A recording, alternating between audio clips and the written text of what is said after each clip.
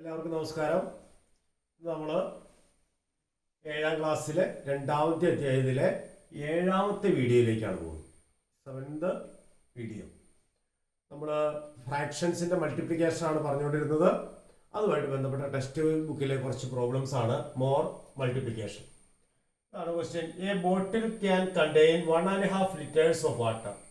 How much water in 4 such bottles? ഒരു ബോട്ടിലിൽ 1.5 litre വെള്ളം കൊള്ളും.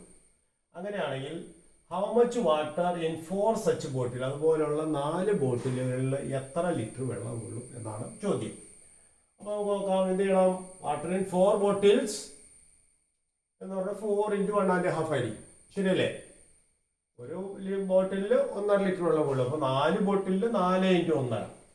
അത് നമുക്ക് ഇങ്ങനെ മൾട്ടിപ്ലൈ ചെയ്യാം. 1.5 എന്ന് പറഞ്ഞാൽ 1 + ½ ആണ് അല്ലെ? 1 + അരയാണ് 1.5.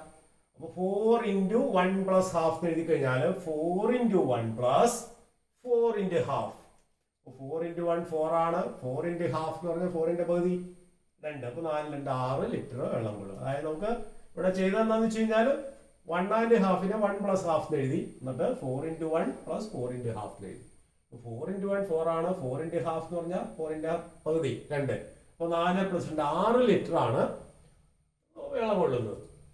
ഇനി how much water in 3 bottles if each contain 2 1/4 liters? അതായത് ഒരു ബോട്ടിലിൽ 2.25 ലിറ്റർ വെള്ളമായിരുന്നെങ്കിൽ അങ്ങനെ 3 ബോട്ടിലിൽ എത്ര ലിറ്റർ വെള്ളം കൊള്ളും? അപ്പോൾ നോക്കാം. 3 ബോട്ടിലാകുമ്പോൾ ഒരു ബോട്ടിലിൽ 2.25. അപ്പോൾ 3 ബോട്ടിലാകുമ്പോൾ 3 × 2.25. 3 × 2.25 എന്ന് പറഞ്ഞാൽ 3 × 2 + 3 × 4. 3 × 2 എത്രയാണ്? 6 ആണ്. 3 × 4 എന്ന് പറഞ്ഞാൽ 3/4 അല്ലേ? അപ്പോൾ 6.25 ലിറ്റർ വെള്ളമാണ് 3 ബോട്ടിലിൽ കൊള്ളുന്നത്. ക്ലിയർ ആണല്ലോ? വേറൊരു ചോദ്യത്തിലേക്ക് പോവാം. അത് മറ്റൊരു രീതിയിലും ചെയ്യാം കേട്ടോ. 3 × 2.25 എന്നുള്ളത് നമുക്ക് ഇങ്ങനെയും ചെയ്യാം. 3 × 2.25 എന്ന് പറഞ്ഞാൽ 24 8 1 9 9/4 എന്ന് എഴുതാം. 2.25 മിക്സഡ് ഫ്രാക്ഷൻ ഇംപ്രോപ്പർ ഫ്രാക്ഷൻ ആക്കി 9/4. അപ്പോൾ 3 × 9/4 അപ്പോൾ 27/4. അതിന് പിന്നെ വീണ്ടും മിക്സഡ് ഫ്രാക്ഷൻ ആക്കുക. അതായത് 4 27 6 ടൈംസ് ബാക്കി 3 അപ്പോൾ 3/4. അപ്പോൾ 6 3/4. അത് തന്നെയാണ് നമുക്ക് ഇവിടെ കിട്ടിയത്. അപ്പോൾ ഏത് രീതിയിൽ വേണമെങ്കിലും ചെയ്യാം. മറ്റൊരു രീതിയും കൂടി ഉണ്ടെന്ന് കാണിച്ചത് മാത്രം. ഓക്കെ, അടുത്ത ചോദ്യത്തിലേക്ക് പോകാം. 1.5 metre of cloth is needed for a shirt. ഒരു ഷർട്ട് തയ്ക്കാൻ 1.5 മീറ്റർ തുണി വേണം. How much cloth is needed for 5 such shirts? അതുപോലെ 5 ഷർട്ട് തയ്പ്പിക്കണമെങ്കിൽ എത്ര മീറ്റർ തുണി വേണം? 1.5 മീറ്റർ ഒരു ഷർട്ട് തയ്പ്പിക്കാൻ വേണം. അപ്പോൾ 5 ഷർട്ട് തയ്പ്പിക്കാൻ എത്ര മീറ്റർ തുണി വേണം? അപ്പോൾ 5 1.5 വേണ്ടി വരും. 5 × 1.5. ആ 1.5 നമുക്ക് 1 + ½ എന്ന് എഴുതാം അല്ലെ? 1.5 1 + ½ എന്ന് എഴുതാം. അപ്പോൾ 5 × 1 + 5 × ½. അതായത് 5 × 1 എന്ന് പറഞ്ഞാൽ 5 ആണ്. 5 × ½ എന്ന് പറഞ്ഞാൽ 5ന്റെ പകുതി 5ന്റെ പകുതി 2.5. അപ്പോൾ 5 × 2 7.5 മീറ്റർ തുണിയാണ് 5 ഷർട്ട് തയ്ക്കാൻ വേണ്ടത്. ക്ലിയർ ആണല്ലോ? വേറൊരു എക്സാമ്പിൾ നോക്കാം. The price of 1 kilogram okra is 30 rupees. What is the price of 2.5 kilogram? അപ്പോൾ 1 കിലോഗ്രാമിന് 30 രൂപയാണ്. അങ്ങനെയാണെങ്കിൽ 2.5 കിലോഗ്രാമിന് എത്ര രൂപയാകുമെന്നാണ് ചോദ്യം. അപ്പോൾ ഇത് വരും 2.5 × 30 × 2.5 30 രൂപയാണ് 1 കിലോഗ്രാമിന്. അപ്പം 2.5 കിലോഗ്രാമിന് 2.5 × 30. 2.5 × 30 എന്ന് പറയുമ്പോൾ 30 × 2 + അര എന്ന് എഴുതാം. 2 + അര × 30 30 × 2 + 30 × അര.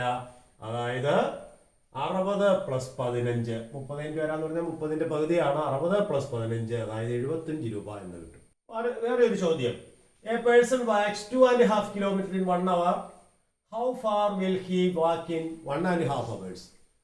ഒരാള് 2.5 കിലോമീറ്റർ 1 മണിക്കൂർ കൊണ്ട് നടക്കും. അങ്ങനെയാണെങ്കിൽ 1.5 മണിക്കൂർ കൊണ്ട് ആൾ എത്ര കിലോമീറ്റർ നടക്കും? അതാണ് ചോദ്യം. അപ്പോൾ നോക്കാം. എന്ത് ചെയ്യണം?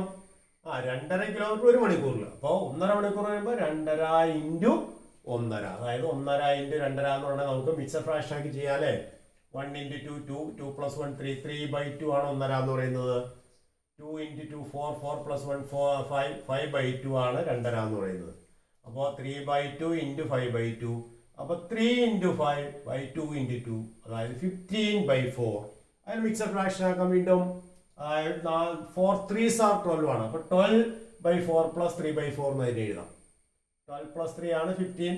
അപ്പോൾ 12/4 പ്ലസ് 3/4. 12/4 എന്ന് പറഞ്ഞാൽ 3/4. അപ്പോൾ അതായത് 3.25 കിലോമീറ്റർ ആണ് ആള് 1.5 മണിക്കൂർ കൊണ്ട് നടക്കുക. 2.5 കിലോമീറ്റർ 1 മണിക്കൂറിൽ. അപ്പോൾ 1.5 മണിക്കൂർ എന്ന് പറഞ്ഞാൽ 2.5യുടെ ഹാഫും കൂടി വരും. അതാണ് 2.5യുടെ ഹാഫ് 1.25. അപ്പോൾ 2.5 1.25 3.25 അങ്ങനെയൊക്കെ മനക്കണക്കായിട്ട് കൂട്ടാൻ പറ്റും. വേറൊരു ചോദ്യത്തിലേക്ക് പോവാം. ഇതെല്ലാം ടെക്സ്റ്റ് ബുക്കിലെ ചോദ്യങ്ങളാണ് കേട്ടോ. Ronnie has 36 stamps with her. Sahira has 2.5 times of that. How many stamps does Sahira have? അപ്പോൾ റോണിയുടെ കയ്യിൽ 36 സ്റ്റാമ്പ് ഉണ്ട്. സാഹിറയാണെങ്കിൽ എന്താണ് 2.5 times of that ആണ്. അതായത് റോണിയുടെ കയ്യിൽ എത്രയുണ്ടോ അതിന്റെ 2.5 മടങ്ങ് സാഹിറയുടെ കയ്യിലുണ്ട്. അപ്പൊ സാഹിറയുടെ കയ്യിൽ എത്ര ഉണ്ടെന്നാണ് ചോദ്യം. അപ്പൊ എന്ത് ചെയ്താൽ മതി? 36 ഇൻറ്റു 2.5.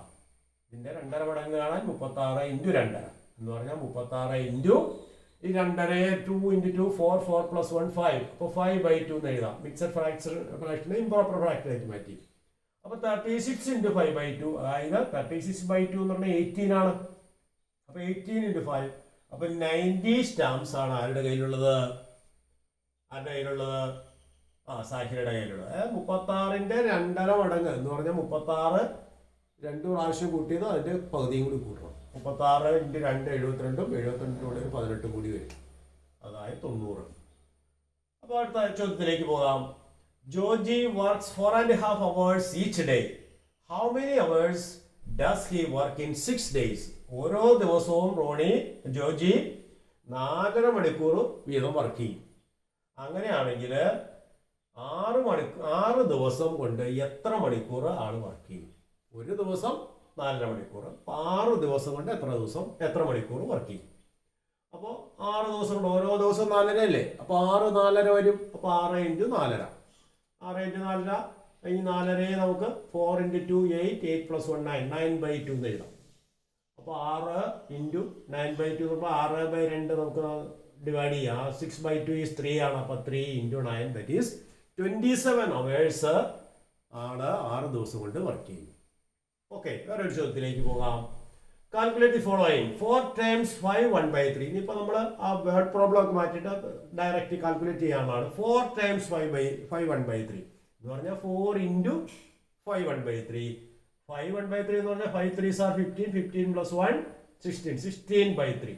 അപ്പോൾ 4 ഇൻറ്റു 16/3 അതായത് 4 ഇൻറ്റു 16 64 ആണ്. മൾട്ടിപ്ലൈ ചെയ്യുമ്പോൾ 16 64/3. അത് ഡിവൈഡ് ചെയ്തുമ്പോൾ എന്ന് വരും 63/3 പ്ലസ് 1/3 എഴുതാം. കാരണം 3ന്റെ മൾട്ടിപ്ലൈ ആയിട്ടുള്ള നമ്പർ നോക്കിയാൽ 21 3 ആണ് 63.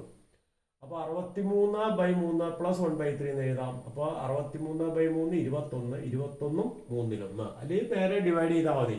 64നെ 3 കൊണ്ട് ഹരിക്കുമ്പോൾ 21 പ്രാവശ്യം കിട്ടും. ബാക്കി 1 റിമൈൻഡർ വരും 1/3. അങ്ങനെ എഴുതിയാലും മതി. അപ്പോൾ 21 1/3 ആണ് ഇതിന്റെ പ്രോഡക്റ്റ്. വേറെ ഒരു എക്സാമ്പിൾ നോക്കാം. 4 1/3 ടൈംസ് 5. അപ്പോൾ അവിടെ തന്നെ 4 1/3 ഇൻറ്റു 5. 4 1/3 മിക്സഡ് ഫ്രാക്ഷനെ ഇംപ്രോപ്പർ ആക്കണം. എങ്ങനെ വരും? 4 into 3 12. 12 plus 1 13. 13/3 into 5. അപ്പോൾ അവിടെ മൾട്ടിപ്ലൈ ചെയ്യാം. 5 into 13 that is 65. അപ്പോൾ 65/3. അപ്പോൾ 65/3 നമുക്ക് ഇതുപോലെ എഴുതാം.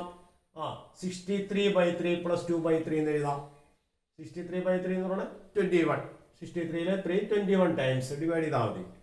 ബാക്കി 2/3. അപ്പോൾ 21 2/3. അല്ലെങ്കിൽ നേരിട്ട് 65നെ 3 കൊണ്ട് ഡിവൈഡ് ചെയ്യുക. 21 ടൈംസ് കിട്ടും. ബാക്കി റിമൈൻഡർ 2 എന്ന് കിട്ടും.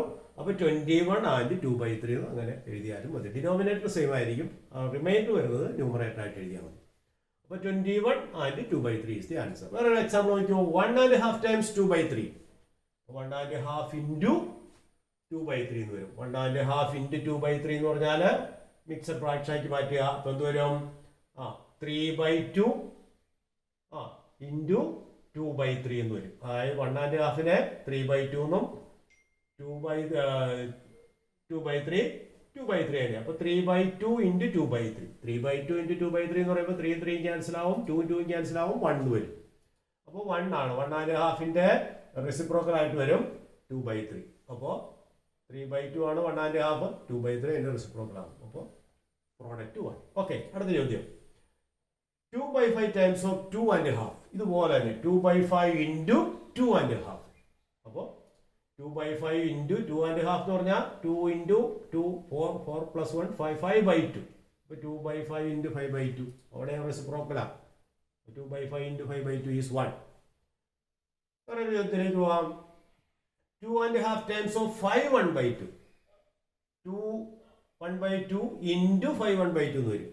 അപ്പോൾ 2 1/2നെ 2 എന്ന് കിട്ടും. നമ്മളവിടെ ആദ്യം ചെയ്തതാണ്. ഇൻറ്റു 5 1/2നെ 11/2 എന്ന് എഴുതാം. അപ്പോൾ 5/2 ഇൻറ്റു 11/2. അപ്പോൾ 5 ഇൻറ്റു 11/2 ഇൻറ്റു 2. 5 ഇൻറ്റു 11 എത്രയാണ്? 55/4. ദാറ്റ് ഈസ് 55/4നെ നമുക്ക് 52/4 പ്ലസ് 3/4 എന്ന് എഴുതാം. 52/4 13 ഫോർസ് എന്ന് പറയാം. 13 ഫോർസ് ആ 52 പ്ലസ് 3/4. അതായത് 13 ആൻഡ് 3/4. അപ്പോൾ 13 3/4 ആണ് എന്ന് പറയുന്നത് അതിൻ്റെ പ്രോഡക്റ്റ് എന്ന് പറയും. അപ്പോൾ എല്ലാവർക്കും മനസ്സിലായെന്ന് വിചാരിക്കുന്നു. Thank you.